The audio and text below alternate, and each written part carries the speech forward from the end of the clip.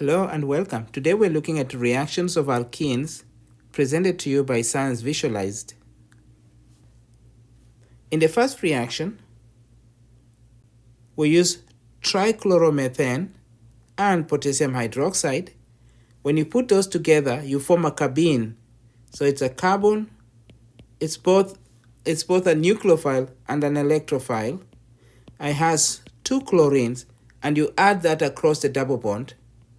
So you end up with a cyclopropane. In the second reaction, we also form a carbene, but this time round, we form a carbene that has two hydrogens, not two chlorines. And that also will give us a cyclopropane, but now with two hydrogens. Remember, the carbene is adding from one side, so it's better to actually show the stereochemistry. So either adding from the other side or from the top. So if it adds from the top, you're going to get this as a product. Next, addition of hydrogen. So that hydrogen adds H and H across the double bond. And that requires a metal catalyst. So you can use palladium, or instead you could use nickel or platinum. So it will be hydrogen with palladium, or hydrogen with nickel, or hydrogen with platinum. We'll end up adding H and H across the double bond. And that's a syn addition, meaning the hydrogens add from the same side. So you end up with both hydrogens coming out like that, or both hydrogens going in. Next, reaction with KMnO4. This is potassium permanganate. That's a very strong oxidizing agent. And what happens is that you actually end up cutting the double bond. And then if that double bond has a hydrogen like here, that will turn to a carboxylic acid. So we end up cutting the double bond. Let me delete that bond. And then that carbon there becomes a ketone. And this other carbon, because it has a hydrogen, it becomes a carboxylic acid. Like that. Okay, let me draw it better. So it becomes like that, carboxylic acid. Next, reaction with osmium tetroxide. That one is used for dihydroxylation. So you add OH and OH across the double bond, and that's a syn addition. So you end up with both OH coming out or both OH going in. Next, reaction with MCPBA. That's a hydroperoxide. So hydroperoxide. And there are many other types of hydroperoxides. All of them will end up adding oxygen across the double bond. You get what's called an epoxide. And because it's adding from one side, it's better to show the stereochemistry as coming out or going in. Let me just, for this example, use going in. So you get an epoxide. Next, reaction with ozone. O3 ozone, that process called ozonolysis. Similar to what we saw with KMnO4, it ends up cutting the double bond. But now you just add a carbonyl. This carbon will not become a carboxylic acid. So you end up with the top carbon becoming a carbonyl and the bottom carbon also becoming a carbonyl. Carbon-oxygen double bond. Reaction with HCl, HBr, HI, so hydrogen chloride. You end up adding H and Cl across the double bond following Markovnikov. That means this hydrogen will add to the carbon with the most hydrogen, this carbon here. So you end up with a hydrogen there, and then the Cl adds to the other carbon.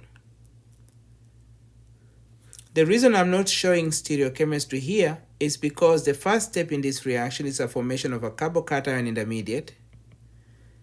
And then once you form a carbocation, the Cl will add from both sides. So actually you end up with a mixture of isomers. Next, reaction with HCl in the presence of peroxides. The end result of this reaction is opposite of what we just saw. You end up adding H and Cl, but now in anti-Markovnikov fashion. So the hydrogen adds to the carbon that has the least hydrogen, and then the Cl adds to the other carbon. Next, reaction with Br2, same thing with Cl2, so bromine or chlorine. You end up adding Br and Br across the double bond. If you look at the mechanism, it goes through a bromonium intermediate, but the end result is that you end up with anti-addition of Br. So that means one Br goes in and the other Br comes out. Next, reaction with Br2 in the presence of water. In this case, the first step is the formation of a bromonium ion intermediate.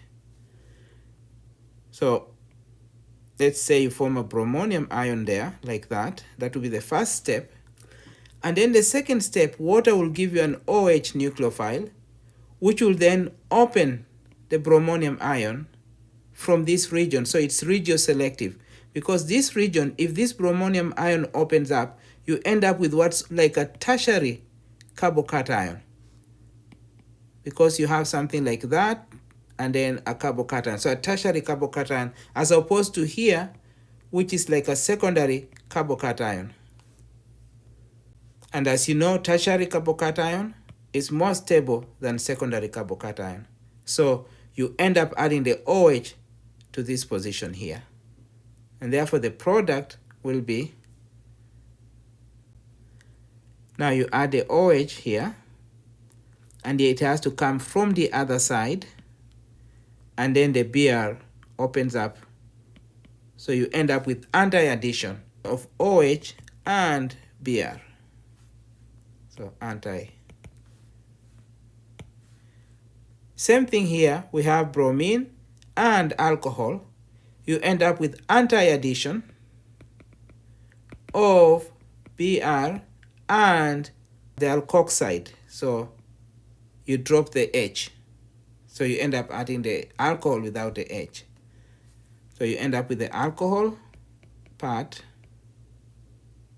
giving you that, and then the Br on this other side. Next, reaction with NBS. NBS basically reacts as Br2, and we've seen with Br2 you end up adding Br and Br across the double bond in anti-fashion. So you end up with one Br coming out and the other one going in. Next, reaction with acid. Here, this acid can be HCl, HBr, so hydrochloric acid, hydrobromic acid, hydroiodic acid, phosphoric acid, H3PO4, any of those will give the H plus in the presence of water. So you end up adding H and OH across the double bond following Markovnikov. And we've said that Markovnikov means hydrogen adds to the carbon with the most hydrogen. So you end up with hydrogen there, and then the OH on the other side. Next is a reaction that's called oxymercuration demercuration. So anytime you see this mercuric acetate with water and sodium borohydride, the sodium borohydride is for the second step of that reaction, the demercuration part. But the end result is that you're also adding H and OH across the double bond following Markovnikov fashion. So similar to what we just saw here. You end up with OH and H adding in a Markovnikov fashion. Next, BH3, borane, sodium hydroxide, hydrogen peroxide, and water. The end result is addition of H and OH, but now anti-Markovnikov. So now you end up with H at that position and OH at that position. The next reaction is preparation of alkenes by elimination of the halogen, in this case iodine, and hydrogen on the next carbon. So we have one next carbon here that has a hydrogen. If you eliminate a hydrogen there, you end up with a double bond at that position. If you eliminate a hydrogen on this other carbon here, it has a hydrogen. If you eliminate that hydrogen and the iodine, you end up with a double bond at this position. And then lastly, we also have the next carbon there, the adjacent carbon with a hydrogen. If you eliminate a hydrogen from there with the iodine, you end up with an alkene at that position. So this actually gives 3 possible products. And using what's called Zaitsev's rule, it says the most substituted alkene is favored. So if you look at this alkene here, it has 1, 2, 3, and 4. So that's a tetrasubstituted alkene. It has 4 alkyl groups around the double bond. This one here has 1, 2, and 3. So that's a tri-substituted alkene. And then this one is 1, 2, and 3. That's also a tri-substituted alkene. So based on Zaitsev's rule, the most substituted alkene is favored. So that becomes the major product. And the last reaction is reaction of alcohol. In this case, that's a tertiary alcohol. See, the carbon with the alcohol has 1, 2, and 3 alkyl groups. So that makes it tertiary alcohol. And then you react that with sulfuric acid and heat. Many times when you see heat, it implies elimination. And you'll see that later on in E2 reaction mechanism. So basically, heat generally implies elimination. In this case, the sulfuric acid is also very good for dehydration. So this reaction is dehydration. That means you lose the OH and then you lose hydrogen on the next carbon. So hydrogen and OH makes water. So you lose H and OH. So if you lose this hydrogen here, you end up with a double bond at that position. If you lose this hydrogen here, you end up with a double bond at that position. And if you lose hydrogen at this position, you end up with an alkene at that position. And similar to what we just saw, this is tetrasubstituted, so that will be the major product. Thank you very much for your time. Please consider supporting the channel by subscribing and also liking the video.